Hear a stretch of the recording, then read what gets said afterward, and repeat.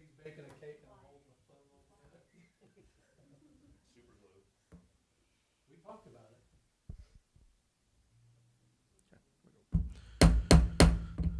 We'll call this committee of the whole meeting to order on October 28th, 2025 at 6 p.m. Please stand for the Pledge of Allegiance. I pledge allegiance to the flag of the United States of America and to the republic for which it stands, one nation, under God, indivisible, with liberty and justice for all. Okay. Is there anybody like to speak under public participation this evening? You're up next. Okay. For the record, there is no public participation. Our first item this evening is Wanda Lee Rolfs, Logan County Tourism Quarterly Report. Ms. Rolfs?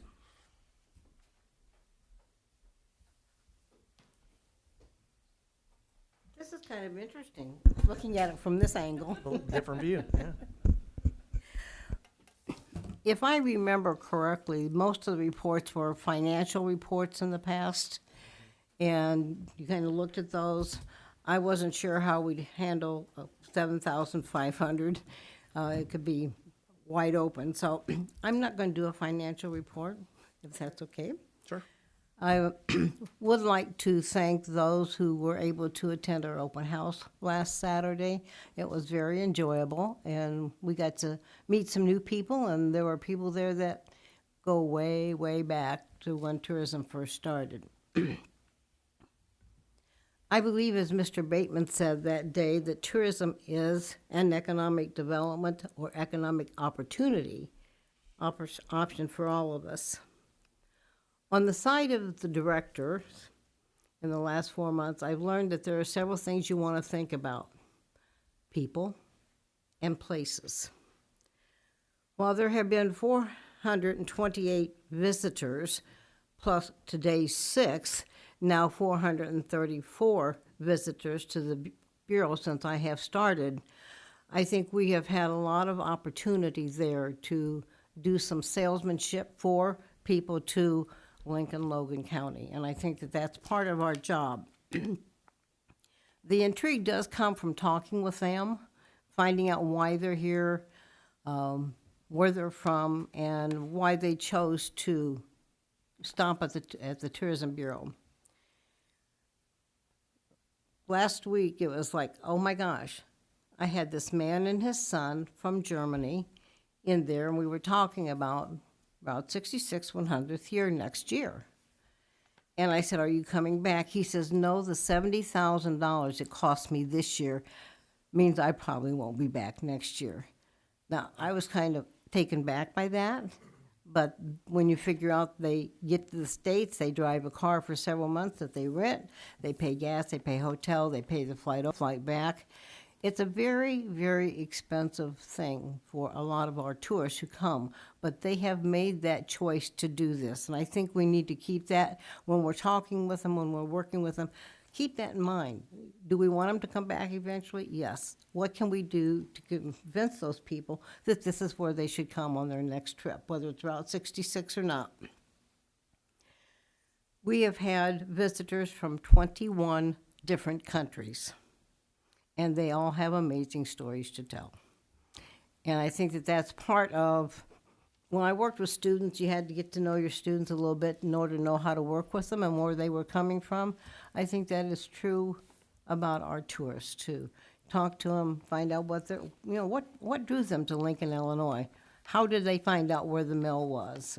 And will they be coming back? In 1985, the county board provided the opening for the creation of a tourism bureau in Logan County. And there were numerous citizens who we have all known that helped get that started, and they worked very diligently. According to their records, the Tourism Bureau is about 40 years old. Because Route 66 came about in June of 1926, it has a special connection to the mill. The mill came about in December of 1929. So there's only like a 2.5-year difference. So why did Route 66 create the need for something there to draw people into Lincoln? I believe that it did because it was very successful. Of course, it was the Blue Mill when it opened. It then in 1945 became just the mill, and has been that ever since. A quick rundown of what my actual focus has been since I've been there. The first 2 weeks, I got to unpack boxes. That was fun. Then I had to finish out a grant. The Route 66 grant had not been closed out at the state, so I got to close that out. Then I focused on the LTCB grant, which was for $32,923. Received the grant, and in the last week, if you saw anybody walking around downtown with cameras, videographing, they are doing the entire Logan County as much as they can do. So they were downtown Lincoln, I know, and they ate at Flossie and Delcina's. Good place. Lots of good places downtown. So when we look at what they are working on, which is Instagram, Instagram has been known to be a community's engine, that it gets it started, gets it focused, and gets people directed there. Again, go back to those 434 people have come. We want them back. We want them to come here. We want them to see the people of Lincoln, get to know the people of Lincoln, and even those who are doing the videographing, talk to the people in the restaurants, on the street, because they're going to do the commentary for it. And I said, you get to know the people, please. That's what we're looking at. So then after I got done doing that, of course, was the Route 66 grant, and I again focused on the mill. If we go back, some of us might be too young, but if we go back far enough, we can remember when the windmill turned, it was lighted. And so within the Route 66 grant, I have requested that that's what we do. And I have worked with Steve on this because he's more of the guru behind that, but I appreciate his help and the fact that he's getting that helping us get that together again. So thank you very much. I appreciate both of you being on our board. I hope you continue to do that. And I think that's really, unless you have questions. Questions for Ms. Rawls? Okay. Well, thank you for coming in. We appreciate the update. Thanks for all you're doing. You're welcome. Okay, next item up is item number 5, request a permit, Lincoln Christian Church Hometown Christmas Friday, December 5th, 2025, from 2 p.m. to 8 p.m., North McLean Street between Pekin and Delavan Street. Ms. Bateman, do you have details on this one? This is the same thing they did last year. And it's open to everybody. You don't have to belong to the church. It's for anybody to go and enjoy what they do. Any questions for Ms. Bateman? Mr. Downs? Is this the event where they have a horse-drawn carriage? Yeah. Yes. Nice. So place this on the consent agenda? Yes. Okay, we'll place item number 5 on there. I'm going to squeeze an item in here between 5 and 6. We also have another request to permit that Ms. Bateman got last minute, and I'll let her share that with the council. It's actually this Saturday, the 1st. It's Copper and Oak. They're going to have a band outside, and We Three Sweets trailer or truck or whatever it is. I think it's a little trailer, I think. They want to close Delavan Street between North Kickapoo going west to the alley from noon Saturday until 10 p.m. It doesn't say if it's a special occasion. That's just maybe it's the end of the year thing for them. I don't know. Questions? It would just be Mr. Delavan Anderson. Street that's closed then? Between Kickapoo and the alley? Yeah. So that's right outside of that beer garden on Side. that side of the street there, correct? Okay. Okay. Any other questions for Ms. Bateman? Place it on the consent agenda? Okay. Now, this is for this coming Saturday, so it'll be if this were Monday. Ms. McClellan. Oh, can you use your microphone, please? Thank you. I have a question going back to the Lincoln Christian Church one. Oh, if we're- okay. We're done with that. So if it's horse-drawn carriage, Do they have to, will it go around the square or? No, they stay down here. I believe it doesn't say. So they just go, Why? we don't have to worry about traffic or anything like that. They just go with the traffic, right? Yeah. Yeah. Yeah. Okay, that's what I wanted Yep. to know. Yeah, I think they stay within their closed perimeter.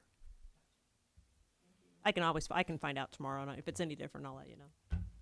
Just as long as, I've taken the carriage ride and I realized that there was traffic going by at the same time. So I just curious where they were gonna be. Okay, yeah. Thank you. Okay.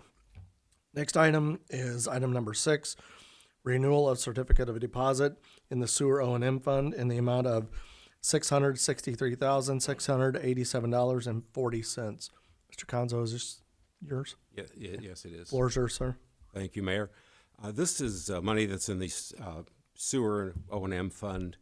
This originally was a $650,000 certificate of deposit. The interest payment on that's $13,687.40. So what I am proposing to you is that we reinvest the $663,687.40, which would be what the value of it is now.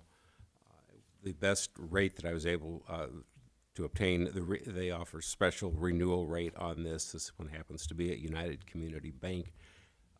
On the renewal basis, they would offer a rate of 4.10%.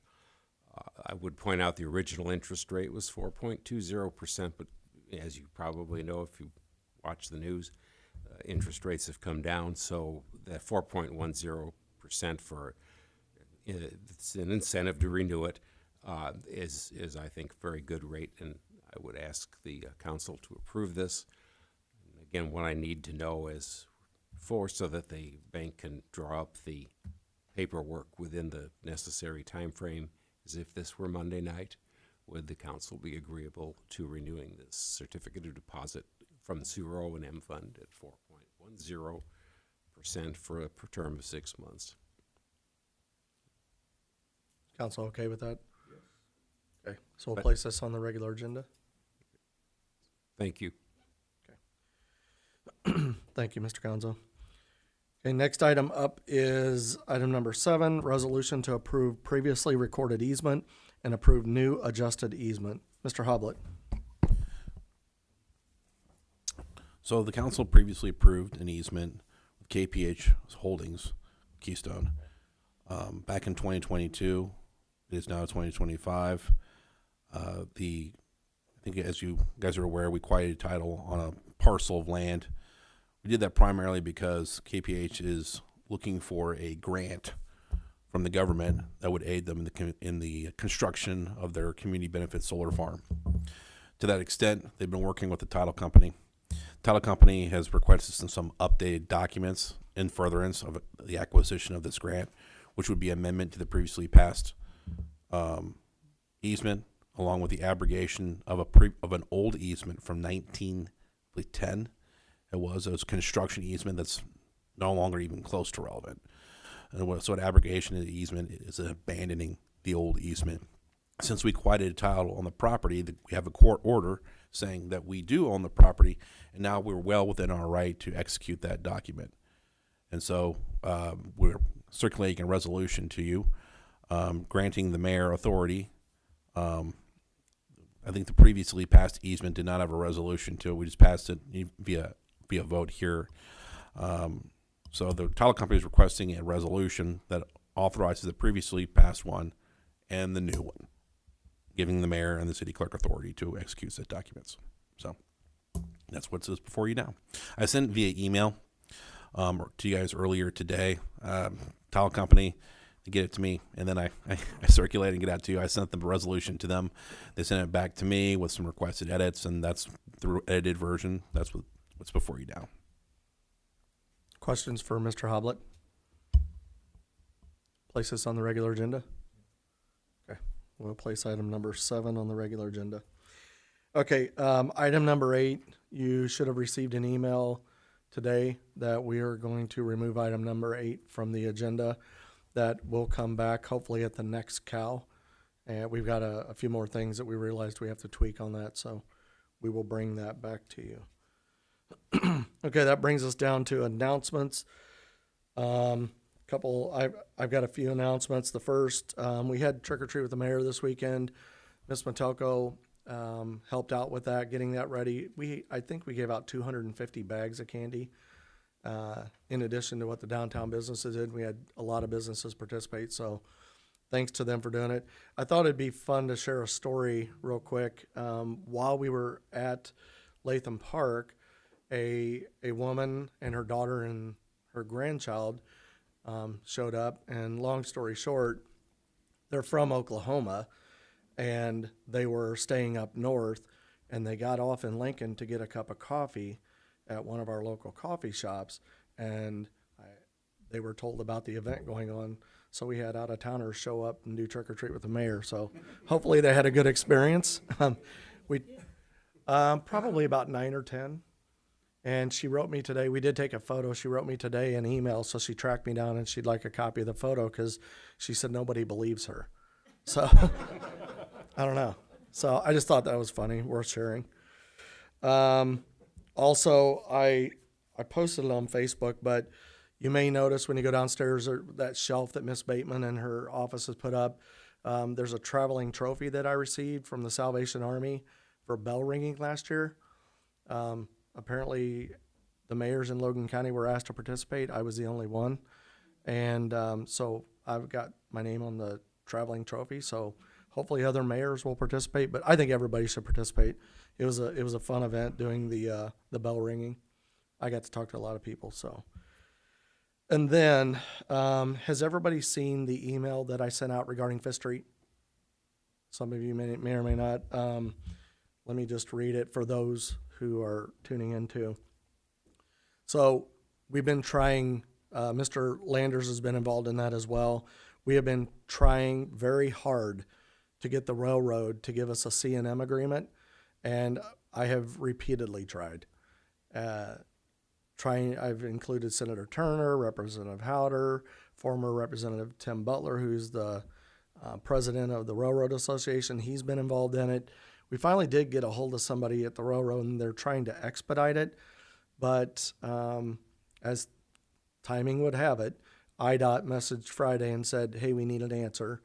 And the guy from the railroad wrote back, and he said, I think we're waiting on a response. I think that we'll have this today. Well, we didn't have it today on Friday. And so Monday I received a email from the IDOT, and it basically says, due to the railroad agreement not being finalized, we've been withdrawn from the November state letting. Because this section has been withdrawn from 6 state lettings, no additional insertions will be approved until the railroad agreement is secured. Depending on when this happens, the final PS&E documents will need to be updated to current specs and standards and resubmitted for IDOT approval. What that basically means is we're not on the November letting. If the railroad will get us the document, maybe we'll hit the next one. So I just want to share that so that everybody understands it's not the city, it's the railroad. We're waiting on them. When I wrote back to the gentleman at the railroad today, I did express my frustration and shared with him that every time that this happens, the costs continue to increase on this project. It's already, I don't know, Steve, what was it when we first started when you came in? $1 million or $2 million maybe? Yeah. And now it's up to $6 million. So we're trying. Any questions about Fifth Street? Okay. That is all I have. Other announcements from anybody? The fire department's gonna have a food drive, November 1st to the 24th, and we're asking for donations of canned goods and non-perishable items, and you can drop them off up here at City Hall from 8 a.m. to 7 p.m. on those days. Do you want them to come to the fire doors or to the They clerk's can- office or wherever? Probably the back door by the entrance to the fire department back there. That's where I've been told that we're gonna have a box there. And then Okay. we'll take it in every night, so. If anybody comes in and pays their sewer bill, they're more than welcome to drop it off. We'll take it and we'll get it to the fire department. So either way, whichever works for them. Perfect. Thank you. Okay, Mr. Landers. Yes, beginning next week, the leaf collection will start. It'll take place every Wednesday for several weeks in November, and it goes into December. I don't know exact dates, but it's every Wednesday the crews will run the town and pick up bagged leaves. Also, the landscape waste facility will be open extended days, so it'll be open Wednesday through Saturday, 8 to 3:50.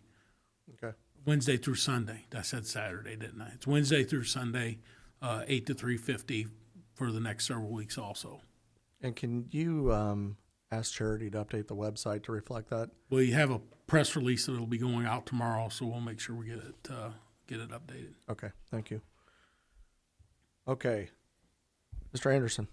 Yeah, Walt, I'm going to kind of put you on the spot. Sorry I didn't talk to you about this earlier, but do you have any update you could give on Kickapoo as far as the status? Do they still plan on overlaying that yet this year? Nobody has contacted me or said anything to me. I drive that road at least twice a day, so I've kind of been watching the progress. It looks like they're getting towards the end of the curb and sidewalk work, so I would assume they're still planning on putting asphalt down yet this year.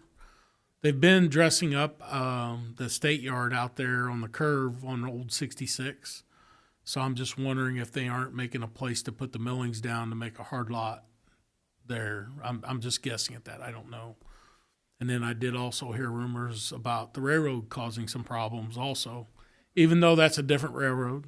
But I can't verify that for sure. But I would assume that they only have so many days to get that project finished, and they're pushing it right now. So I'm assuming that the asphalt will go down yet this winter and fall or winter. Thank you. Okay. All right, any other announcements? Okay, if there are no other announcements, I'd like to request a motion to go into executive session under 2C11 litigation. Make a motion to go into executive session 2C11. Second. Alderman Anderson made the motion, Alderman Parrott second. Roll call, please. Mr. Parrott? Yes. Mr. Downs? Yes. Mr. Clemens? Yes. Mr. Anderson? Yes. Mr. Bateman? Yes. Mr. Sanders? Yes. Mrs. McCullen? Yes. We're going into executive session at 6:22 p.m. There will be no city business to follow.